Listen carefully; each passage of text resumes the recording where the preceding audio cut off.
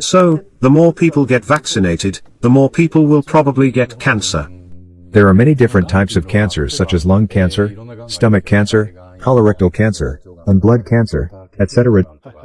Do vaccines increase the risk of all types of cancer, not just certain types? It appears that vaccines increase the risk of all types of cancer.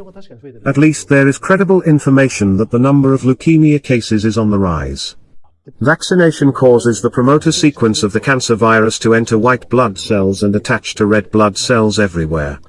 As a result, more and more leukemia cases are reported. The mRNA vaccine of Pfizer contains the promoter sequence of SV40. This is now an indisputable fact? Yes, this is now an indisputable fact. Several groups of researchers have found this sequence.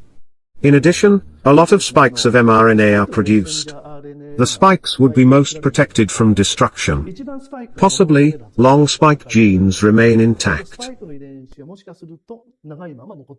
So, if the long spike genes remain there, if the spike genes enters the human genome and cause gene expression stably. This means that gene expression will continue to take place all the time. Forever. That is, spikes are generated forever. Oh my God. Of course, DNA entered into non-stem cells is removed through cell replacement.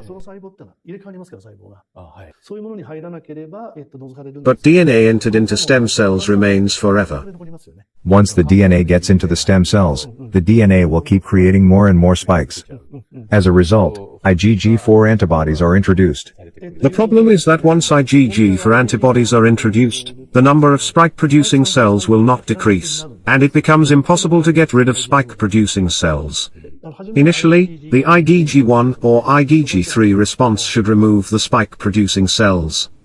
Gradually, the IgG4 response becomes dominant. As a result, it becomes normal for spikes to be present in cells.